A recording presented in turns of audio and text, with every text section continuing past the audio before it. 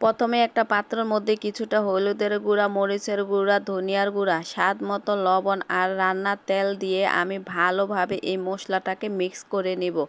আর এই রান্নার তেল দিয়ে এই হলুদ মরিচের গুঁড়াটা আপনি যত ভালো করে মিক্স করবেন ঠিক ততটাই আপনার রান্নার টেস্ট দ্বিগুণ বেড়ে উঠবে।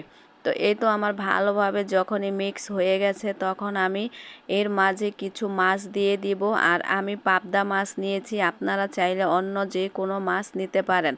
তো সবগুলো মাছ আমি নিয়ে এবার উল্টে পাল্টে ভালোভাবে মাছটা এপাশ ওপাশ করে মেখে নিব মশলাটা।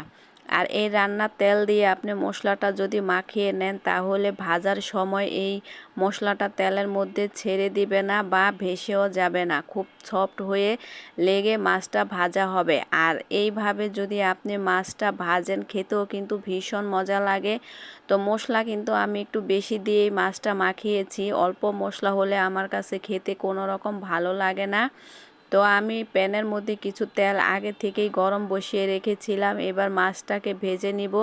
তো এপাশ ওপাশ করে আমি হালকাভাবে ভেজে নিব মাছটা, একদম কিন্তু কড়াভাবে ভাজা দিব না, যেহেতু এটা একটা নরম মাছ তাই আমি অল্প ভাজা দিয়ে নিয়েছি। আর একই প্যানের মধ্যে আমি কিছু গাড়ি আলু ভেজে নিলাম। আর এই গাড়ি আলুটাও যদি আপনি ভেজে রান্না করেন খেতে কিন্তু ভীষণ মজা হয়। আলুটার মধ্যেও কিন্তু আমি কিছু হলুদের গুঁড়া আর লবণ দিয়ে ভেজে নিয়েছি। তো আরেকটা পাত্রের মধ্যে কিছু তেল আমি দিয়ে গরম করে হালকা পেঁয়াজ আর হলুদের গুঁড়া, মরিচের গুঁড়া, ধনিয়ার গুঁড়া, স্বাদ মতো লবণ, আদা পেস্ট এই সব কিছু দিয়ে আমি ভালোভাবে কষিয়ে নিব।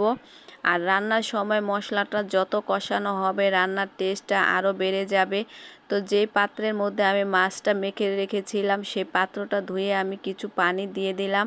মশলাটা আমার কষানো হয়ে গেছে, এবার আমি সেই গাড়ি আলুটা মশলার মধ্যে দিয়ে কিছুক্ষণ আমি এটাকে কষিয়ে নেব। আর যতক্ষণ না মশলার থেকে তেলটা ছাড়া ছাড়া হয় ঠিক ততক্ষণ আমি আলুটা কষিয়ে নিব। এবার আমার কষানো হয়ে গেছে আর এর মধ্যে আমি কিছু গরম পানি অ্যাড করে দিলাম।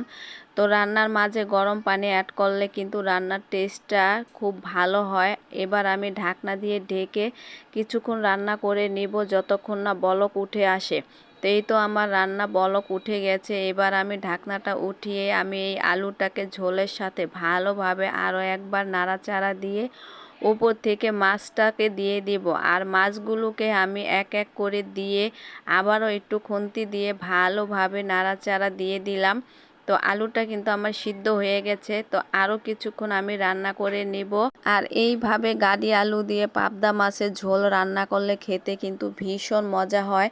তো আমি কিন্তু প্রায় সময়ই এইভাবে এই পাবদা মাছ রান্না করি, আমার কাছে খেতে ভীষণ ভালো লাগে। তো কোন কোন আপুরা এইভাবে রান্না করে খেয়েছেন অবশ্যই কিন্তু কমেন্টে জানাবেন। তো এই তো রান্নাটা আমার হয়ে গেছে, উপর থেকে আমি কিছু ভাজা জিরের গুঁড়ো আর ধনিয়া পাতা ছিটিয়ে দিলাম, খেতে কিন্তু ভীষণ মজা হয়েছিল।